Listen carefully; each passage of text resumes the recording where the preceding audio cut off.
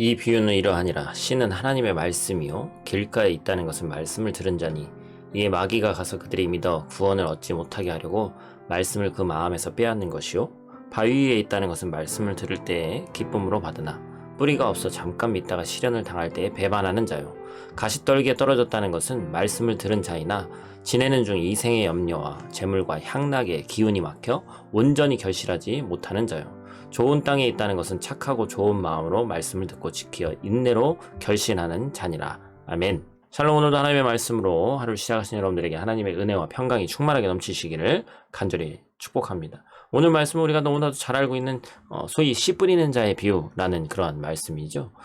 우리가 이 말씀을 가지고 이번 또 돌아오는 추수감사 주일 주일 예배 때도 함께 나누게 됩니다. 그래서 더 심도 있는 말씀은 주일날 나누기로 하고 오늘 말씀을 한번 또 보도록 하겠습니다. 토양의 입장에서는 사실 어떤 씨앗이 뿌려질지 알 수가 없습니다. 따질 수도 없죠. 어떤 씨를 뿌릴지는 농부의 소관입니다. 그래서 비교하는 것, 어떤 말씀의 뭐 양과 질, 그것 이전에 사실은 뭐가 중요하다는 거예요. 내가 어떤 땅인지를 인식하는 것이 중요하다는 것이죠. 여기서 좀 중요한 포인트는 비교하지 않는 겁니다. 그래서 어떤 결실이 30배, 60배, 100배의 결실을 맺는 어떤 결론적인 것에만 치우친다면 나를 돌아보는 말씀이 돼야 되는데 타인에 대해서 평가하게 되고 아유 저 사람은 길가야, 저 사람은 돌밭이야, 저 사람은 가시떨기야 이렇게 된다는 것이죠. 그게 아닙니다. 그래서 대신에 이제 길가, 뭐 바위에 떨어진 것, 가시떨기 이것인지 어떤 것인지 영적인 의미를 사실은 잘 보면 뭐 다르게 해석할 것도 없어요. 이 말씀은 우리 주님께서 다 풀어주셨습니다. 길가는 뭐라는 거예요?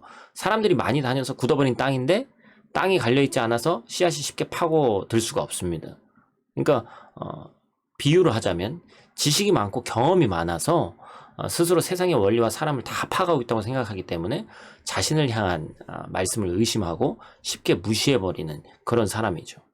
바위에 뿌려진 씨앗은 어떻습니까? 다행히 싹이 나왔지만 오래 버티지 못한다는 거예요.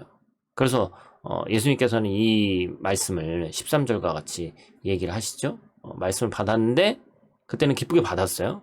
근데 뿌리가 없어서 잠깐 믿다가 시련을 당할 때 그냥 다 쓰러져 버리는 겁니다.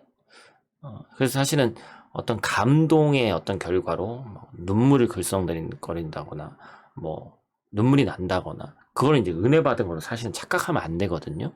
충동적이고 감정적인 모습을 보이는 이유는 계속해서 지탱할 이 믿음이 없기 때문에 흔들릴 수 있습니다.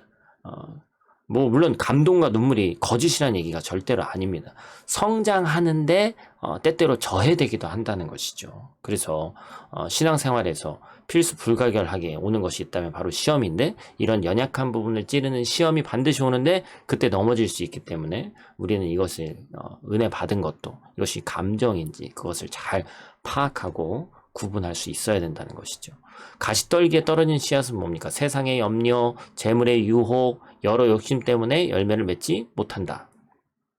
말씀이 주는 평안보다 걱정, 염려가 그 평안을 다 덮어버리는 거죠.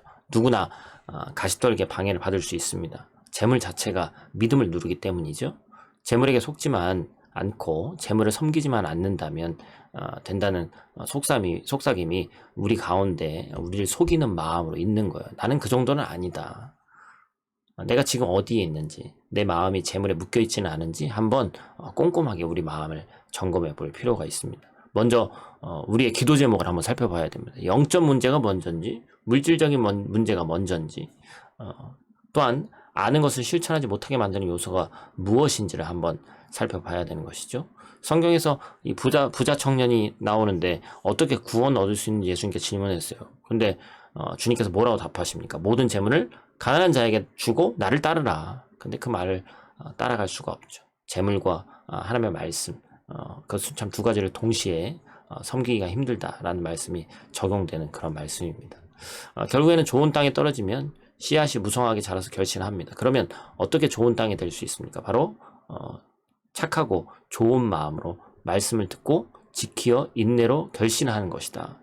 말씀을 듣고 지키는 거다. 다른 성경에서는 말씀을 듣고 받았다 이렇게 표현을 하거든요. 그래서 우리가 말씀을 듣는 이 시간, 뭐 큐티하는 시간도 마찬가지고, 또 우리가 설교를 듣는 그 순간에도 사실 이 순간보다 더 중요한 시간은 없습니다. 우리가 그것을 꼭 기억하고 하나님의 말씀이 내 삶 가운데 꼭 적용되기를, 그리고 우리가 좋은 바 되기를 오늘 하루 또 기도하며 승리하는 저 여러분 되시기를 간절히 축복합니다. 기도하겠습니다. 하나님, 우리가 좋은 땅이 되길 원합니다.